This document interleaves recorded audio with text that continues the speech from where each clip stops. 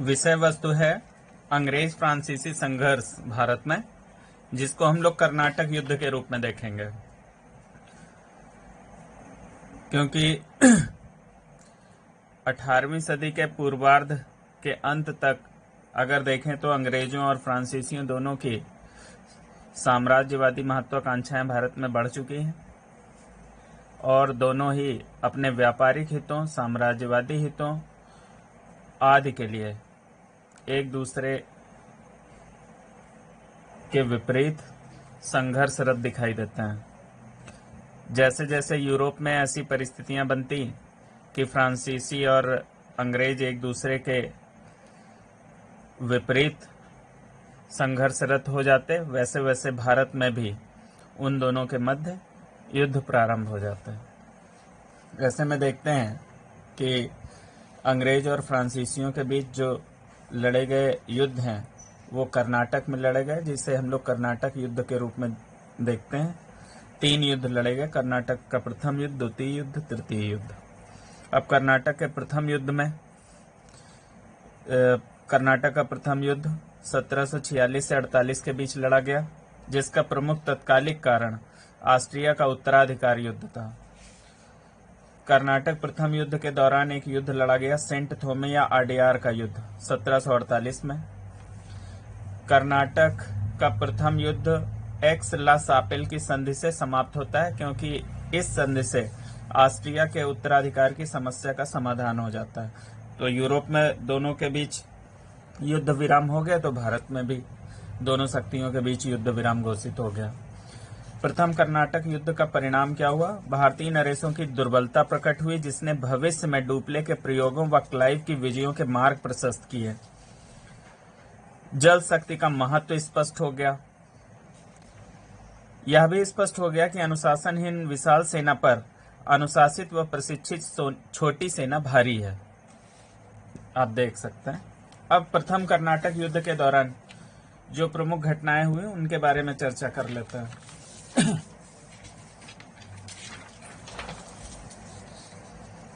कर्नाटक का प्रथम युद्ध, ये कर्नाटक रीजन है। तत्कालिक कर्नाटक नवाब की हैसियत रखते हैं अनवरुद्दीन, तत्कालीन समय में। और मद्रास अगर देखें तो अंग्रेजों के नियंत्रण में है और जिसका अंग्रेज गवर्नर है निकोलस मोर्स।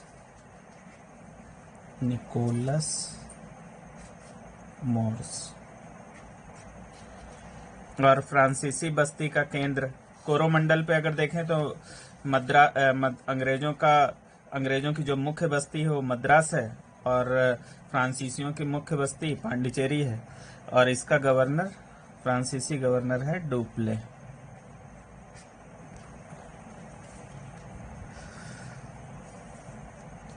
प्रारंभ में इस युद्ध के प्रारंभ में देखें तो अंग्रेज एडमिरल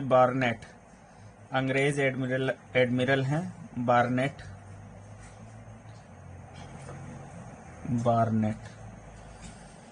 अंग्रेज एडमिरल हैं।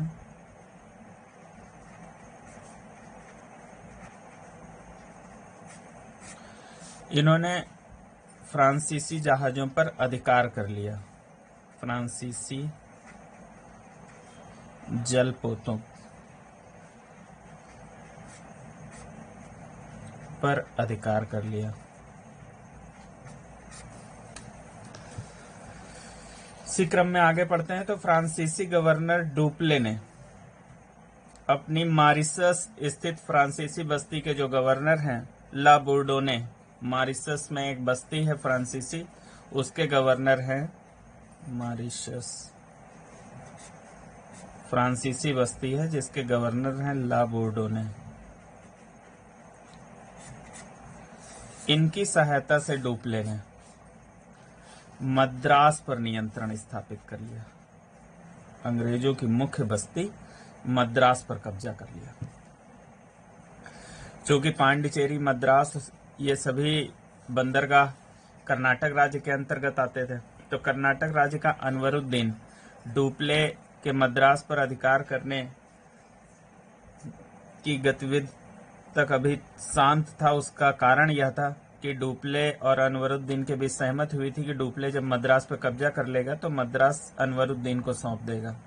परंतु डुप्ले ने जब मद्रास पर नियंत्रण स्थापित कर लिया तो उसे अनवरुद्दीन को नहीं सौंपा। अनवरुद्दीन क्रोधित हो गया और अनवरुद्दीन का पुत्र महफूज खां,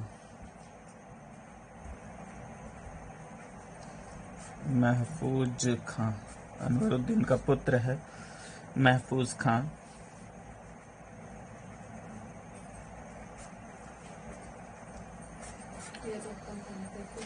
इसके अधीन एक विशाल सेना आई, जिसने फ्रांसीसियों पर हमला बोल दिया। एक तरफ डुप्ले की सेना, फ्रांसीसियों की सेना कह सकते हैं, जिसका कैप्टन है पैराडाइज। इन दोनों के बीच एक युद्ध लड़ा गया जिसको ये सेंट थोमे का युद्ध कहते हैं। सेंट थोमे या अडेयार का युद्ध, सेंट थोमे या अडेयार का युद्ध, या अडेयार का युद्ध ये लड़ा गया है 1748 में। इसमें फ्रांसीसी सेना जीत गई और नवाब की जो सेना थी वो हार गई। इस युद्ध से डुप्ले की ख्याति में वृद्धि हुई। इस युद्ध से डुप्ले की ख्याति में बहुत वृद्धि हुई और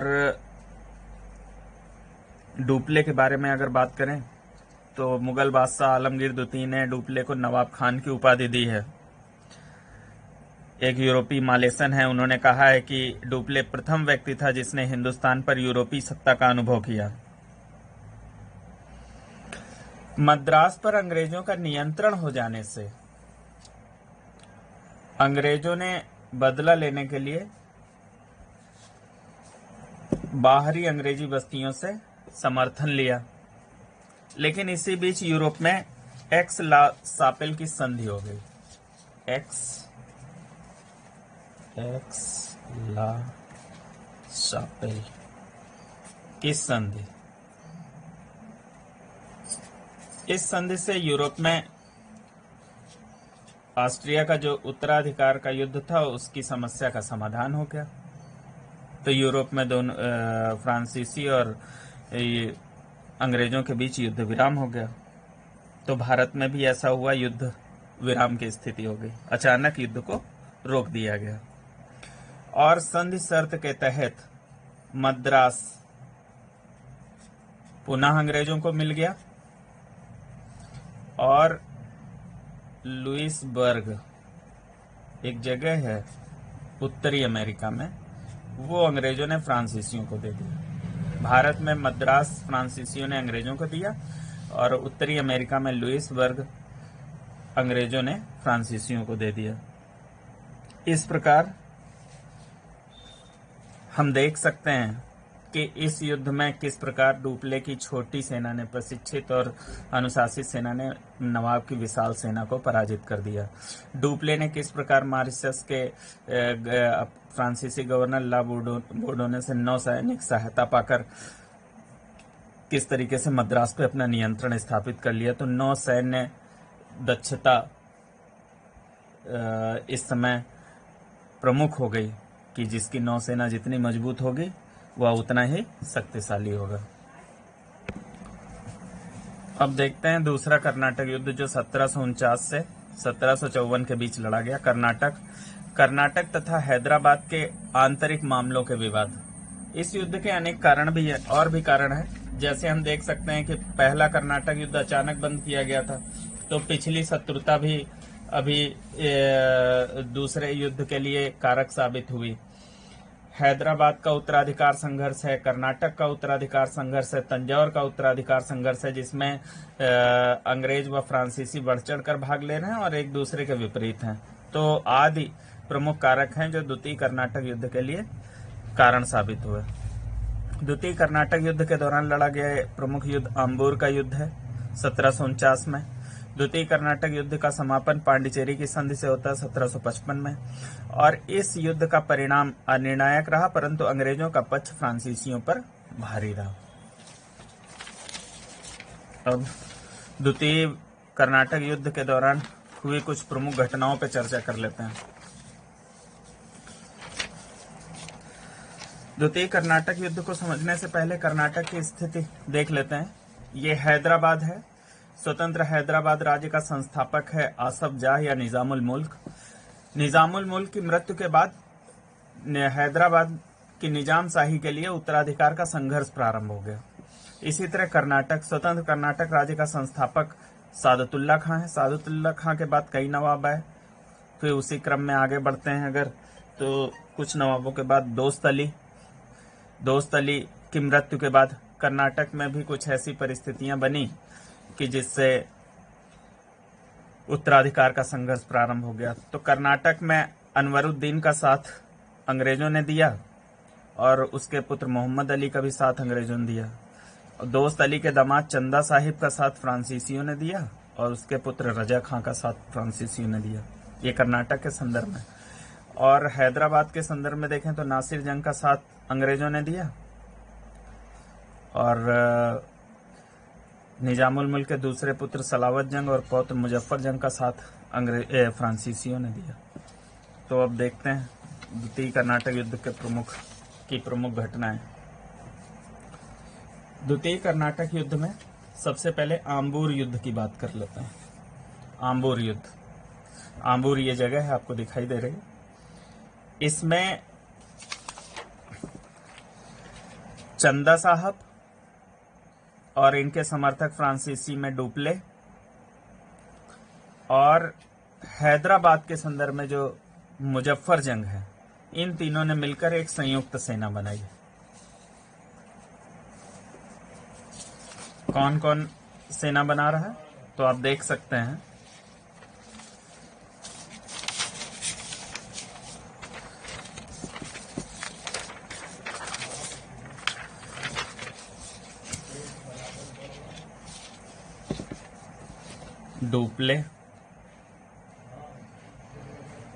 डुप्ले प्लस चंदा साहब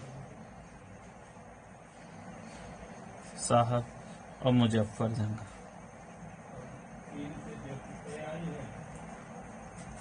मुजफ्फर जंग हैदराबाद के संबंध में, चंदा साहब कर्नाटक और डुप्ले फ्रांसीसी।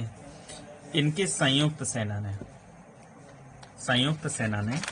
नासिर जंग, इनकी संयुक्त सेना ने अनवरुद्दीन जो कर्नाटक में अंग्रेज समर्थित हैं, अनवरुद्दीन